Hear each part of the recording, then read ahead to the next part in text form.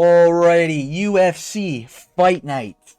Mayce Barber versus Erin Blanchfield is currently still taking place as of recording of this video.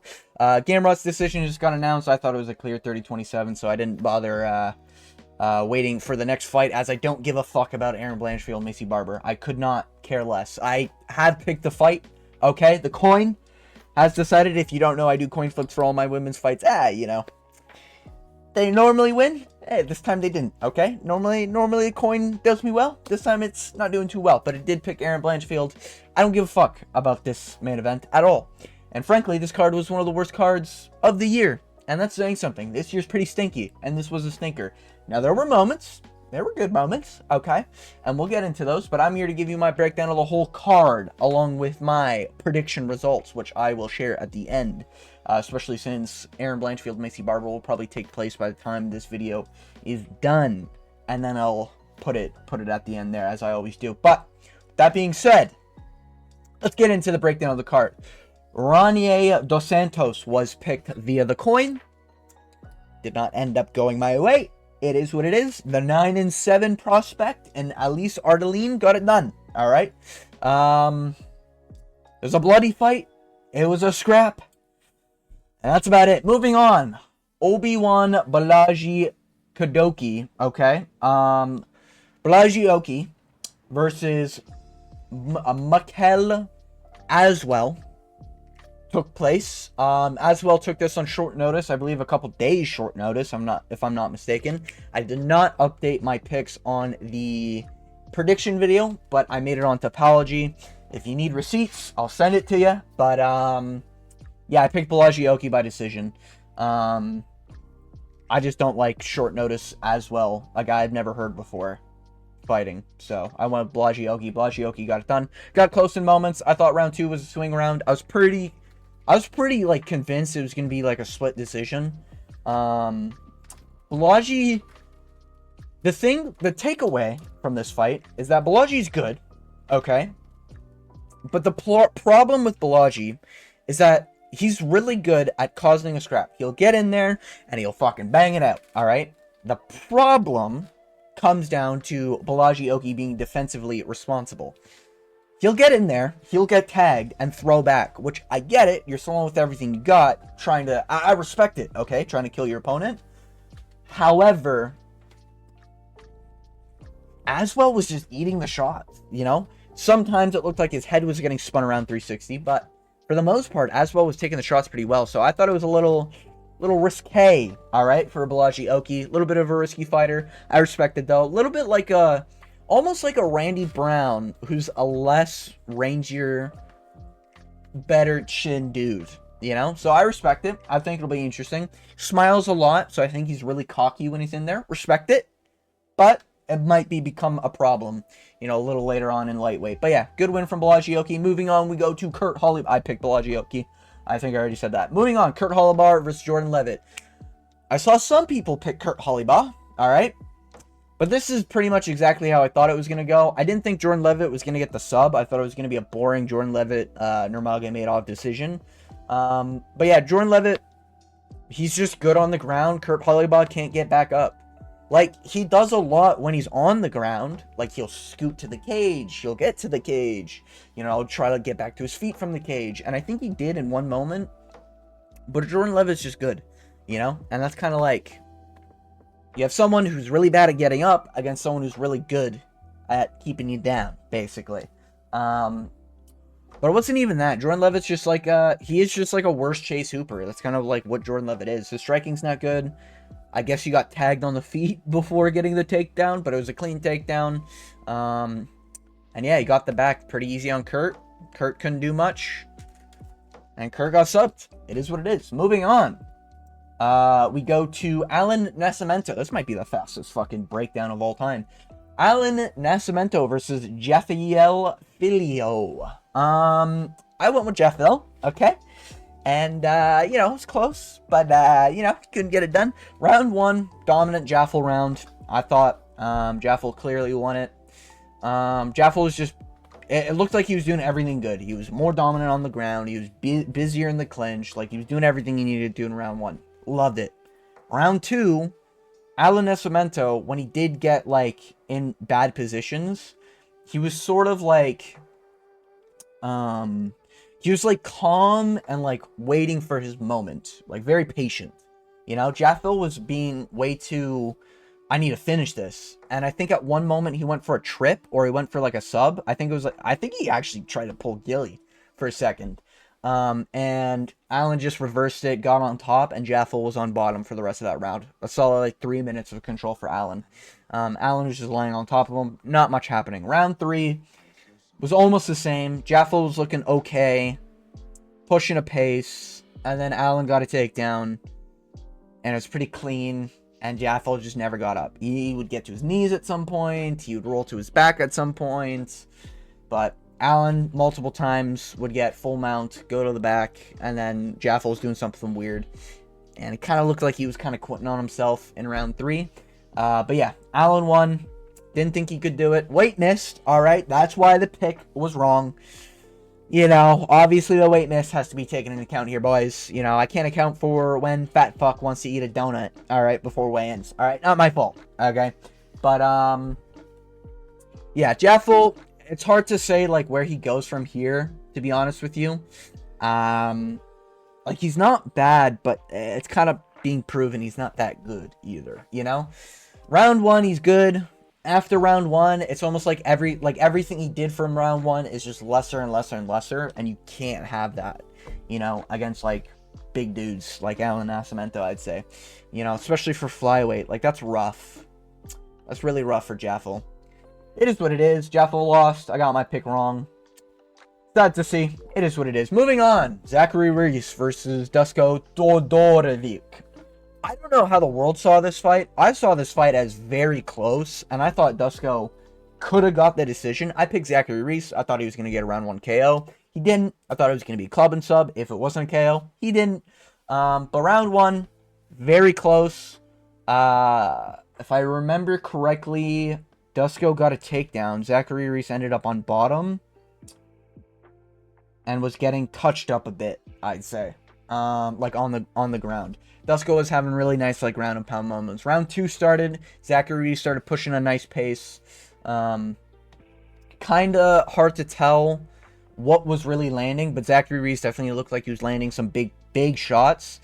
Dusko then got a takedown in moments. Zachary Reese was doing really good with the scrambles. He did the same in round 1. He did really good with the scrambles, to be fair. But almost always Dusko was landing on top or threatening a submission. It looked like it was getting close for Zachary Reese to tap. But he didn't, and he was able to reverse some positions in round 2. Eventually got back to his feet, but was getting clinched up by Dusko. I think they gave it to him purely because he landed bigger shots, is what I'd say. You know, it looked like more damaging from Zachary Reese, but I thought it was really close. I thought Dusko could have really won round 2, which really sucks for Dusko, because no one gave him round 2. I think everyone gave Zachary Reese round 1 and 2. Or sorry, they gave Zachary Reese 2 and 3, I think. It was a 29-28 unanimous, so maybe the scorecards are weird. But regardless, round 3 starts looking like it's a swing of momentum. Zachary Reese is, like, picking up the pace, but even I was saying, like, if I was Zachary Reese, I'd be fucking going for some sort of finishing potential here. By the way, this card was so boring that I decided to fucking stream. Because of how bored I was like thinking, like, man, who am I gonna watch for this card? And I was looking at Ronin, I was looking at Guru, none of them were streaming, and I was like, am I gonna look for MMA holes or something? Like, I don't know. So I just decided to come off my 6-month hiatus, start streaming. Maybe it'll become a regular, alright? So feel free to hit that subscribe button, get your content, alright? We play games here. We watch UFC here, alright? I do a variety of content around these parts. But, yeah, Zachary Reese, in round 3, was picking up the pace a little bit, but then was getting held by clinches by Dusko. Dusko was taking shots, and then Dusko would land back really well. And it was getting close in moments, and Zachary Reese even got, like, cut in the middle of his eyebrow. But Dusko's eye started swelling up a little bit and had blood leaking out from an earlier cut, so maybe they scored it based off that. It was really close. I think Dusko was clear round 1, and I think the other 2 rounds are like swing you could have given it to Dusko, in my personal opinion. You know? like, if a judge had it 3-0 Dusko, I wouldn't have been, like, jaw dropped, you know? So, Zachary Reese got it done, but I think we're noticing a trend here where Zachary Reese is just not that good, you know? And Dusko arguably beat him. So I guess we'll see where it happens in middleweight. Middleweight is shit, but if he goes against, like, an Ikram, a Bruno Ferreira, like, he is big, but, like, that's kind of all he's got, you know? It's looking like there's not really that much finishing potential on the feet either. Dusko's not one of these strong chin dudes, you know? He has been finished a bunch in the early rounds via TKO, so I don't know. Looking a little weird. Moving on, we have Ketlin Vieira versus Mayce Chasson. I don't care. The coin betrayed me again. That son of a bitch. Picked Mayce Chasson. I was probably going to pick Mayce anyways, because she's tall. The more manlier woman won. She won a dominant 30-27. I don't think anyone fucking cares. I don't think that was a number 1 contenders bout. Maybe it was because Mayce just beat Bruno. Maywa Bueno Silva. So maybe that was a number 1 contenders bout. But I don't give a fuck, to be honest with you. Moving on. Dustin Jacoby, Bruno Lopez. I was a little worried about my boy Dustin Jacoby. Okay, a little chinny, a little older. But Dustin Jacoby comes in, alright, looks twitchy as fuck. Way more twitchier than he's ever looked in his last couple fights, alright? Similar stance than he normally got, but he looked twitchier. He looked like he wanted to finish the fight, and finish the fight he fucking did. Alright, Dustin Jacoby went out there, he landed 1 jab on Bruno Lopez, wobbled him pretty bad. You saw him fucking lights off for a moment, you know, put his hand back, and he starts smiling like, hey, that didn't hurt me. And then all of a sudden, Jacoby just runs in and starts fucking swinging for the fences when they're against the cage. And oh my god, it was a solid 15-20 seconds of pure dopamine watching that as an MMA fan. It was just them slugging it out. Dustin Jacoby getting hit by some, guarding others, throwing back his own. Lopez getting slept, and then woken, and then slept, and then woken, and then slept. And then he was fucking, at one point he even had his arm trapped behind his own leg because he was so, like, in and out of it, you know? And you can see him, like, trying to throw it, and it's just dangling. And then Jacoby just lands out 1 shot that just lights out Bruno Lopez out cold against the cage like a corpse, smiling Terrence McKinney knockout style. Rough one for Bruno Lopez, but what a sick back and forth, you know? I thought Bruno Lopez was going to be pretty tough, so I was thinking like a later finish. But I've been saying it, man. Dustin Jacoby's fucking good, alright? Beat Khalil Roundtree. That was a robbery. He fucking, you know, he only lost recently to Dominic, the guy who arguably beat the GOAT Reyes. Okay, guys? Dustin Jacoby is a one-of-a-kind fucking banger, alright? That's what we'll call him around here. Now, banger, alright? No, Dustin Jacoby, really impressed with his performance. Sick. Got pop at 37. Like, you don't see that, man. You don't see that every day. Especially at light heavyweight these days, you know? A lot of these older gentlemen don't really have it anymore. Dustin Jacoby still fucking does, baby. Honestly, this was the best fight of the whole card. I haven't seen the Erin Blanchfield, Mayce Barber, technically, because I'm watching the fucking commentary here on the side here. They're just yapping because they're trying to stall time because fucking 3 fights fell out. 2 of these fights are short notice step-ups. Like, a lot of fucking mistakes here, okay? Yeah, this card was terrible. But yeah, Dustin Jacoby slept out Bruno Lopez. One of the sickest performances of the year, I'd say. So I put Dustin Jacoby in the mix for best knockout of the year so far. There's been a bunch, but that was sick. That was a sick fight. He better get the fucking performance, alright? You listening, you bald fuck? Yeah, that's right, Dana White. I'm looking at you. No offense to the other bald members that may be watching this video. Moving on, Mateusz Gamrot versus Billy Ray Goff versus Ramiz Brahimaj. I was so fucking close to picking Ramiz Brahimaj, and if you watch my prediction video, you know why. I listened to the propaganda, okay? And I picked Billy Ray Goff because I thought he'd be able... I was listening to too many people saying that Billy Ray Goff is the shit, okay? And I was thinking to myself, I know it's short notice, I know Ramiz is a little older, but Ramiz still got good takedowns. He's still good on the ground. And lo and behold, Billy Ray Goff couldn't stop the takedown. Got taken down. Got right back up to his feet. Ramiz was able to switch position. Able to get a submission going. Threatened like a Darce at one point. And then I think he got like a standing guillotine. I don't know what you would call it, but he kind of got like a standing darce, I think maybe is a more accurate term. And Billy Ray Goff went out. He literally went out cold. Ref didn't stop it. Ref was 90 years old, waiting for his fucking old age payment to go through before he was able to actually stop the fight. And Ramiz literally dropped down Billy Ray Goff like a corpse, Lyoto Machida, John Jones style. So, yeah, Billy Ray Goff got fucking slumped by Ramiz Brahimaj. I was so tempted to pick Ramiz in this fight. I'm fucking kicking myself in my own ass that I didn't. However, good fight. Great performance from Ramiz. I got the prediction wrong. You know, we live on the sword. We die by the sword. It is what it is. But yeah, Ramiz, pretty good. But he's not the greatest grappler. The fact that Billy Ray Goff, you know, 2-fight losing streak. A little bit of a Gaston Bolaños performance where he had a really nice fight beforehand. You know, that was pretty close. And now he's coming into this one and gets smoked. I'm not sure where it really goes for Billy Ray Goff. You know, he's young. I really do think, like, he's just not experienced enough. Trey Waters isn't, like, the greatest either, you know? You know, it's just tough where we put Billy Ray Goff, you know? Maybe keep him to the strikers, okay? Yeah, you might just get exposed by all these grapplers in the welterweight division. Welterweights are skilled, you know? People forget, man, but yeah. So, Ramiz wins. Sick performance from Ramiz. Getting that submission, slumping him out cold, dropping him like a corpse, but yeah. Moving on, we have Mateusz Gamrot, Ludovic Klein, the real main event. Wait. The fight got canceled? This is live. The fight just got canceled due to medical issues with Barber. This is the worst main event of the year. This is the worst card of the year. What the fuck? Anyways, Mateusz Gamrot, Ludovic Klein, the main event of the evening. Mateusz Gamrot won. He won dominantly. He got the takedown in every round, and he laid on Ludovic Klein for 3 to 4 minutes each round. Not really much else to say, to be honest with you. Gamrot looked good on the feet-ish. There was moments where Ludovic Klein still had pop in round 3, but he was just never able to land that shot to put out Mateusz. Gamrot does have this problem where he does get hit, and he will like go to a knee or something, and it looks like he's getting dropped. So it's hard to say if Klein dropped him in round 1.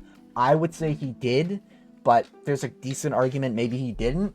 Gamrot took shots fairly well and did Gamrot things, you know? A lot of people were high on Ludovic Klein. I just couldn't see it, you know? You know, I picked Dan Hooker against Gamrot because of the reasons, all right? But, yeah, like, Gamrot does Gamrot things. Klein is unranked. Like, some people were breaking down this fight saying, like, oh, you know, what is Ludovic, like, number 12, and he's beat this guy. No, he's unranked. Like, he hasn't fought a ranked dude, you know? He almost lost to Roosevelt Roberts, you know, guys? So, you know, Klein's not bad, but he's not ready for the big leagues like Gamrot. Gamrot's, like, top 10. Solid, you know? Klein's, like, not ranked yet. It's kind of like the story of the fight, you know? Gamrot was just kind of, like, better everywhere. He looked faster. He looked like he had better cardio. He looked technically better everywhere. There's moments where Klein was, like, you know, threatening reversals and submissions here and there, kind of. But overall, it's just Gamrot was just steps ahead because he's levels above. Like, Klein was just not ready, you know? It is what it is. But yeah, Mateusz Gamrot, Ludovic Klein just took place. I gave you my breakdown. Live reaction to Barber, Erin Blanchfield getting canceled. What a disappointing card. Dana White, do fucking better. Have backups ready. This is bullshit. What the fuck are we doing as a company? Alright? I'm a fan of the UFC. I've only been watching for 3 to 4 years consistently. You're not gonna get, like, these fans who've just been watching this year to continue watching these dog shit fucking events. Alright? Let's clean it up, okay? And at bare minimum, Gamrot Klein should have been above Erin Blanchfield. Just saying. But that has been the breakdown of the whole card. Something I want to mention at the end here, okay? If you made it all the way to the end, I appreciate it. But, you know, a little bit of a rant. You know, after I did my predictions, I watched the Gurus. The Gurus talking about how Rafael Fiziev was getting fraud checked by Gamrot in the striking in their fight before his knee blew out. That is bullshit, okay? I will have none of the slander go on my boy Rafael Fiziev, okay? Alright? But we were both on the Gamrot side, all right? You know, he must have saw my prediction video and then obviously taken my picks. It is what it is. But yeah, so I finished this card. I think I went 5-4, but the results will be here on the top. But made it all the way to the end of this video. I want to thank you for watching, and as always, I hope you have a good day.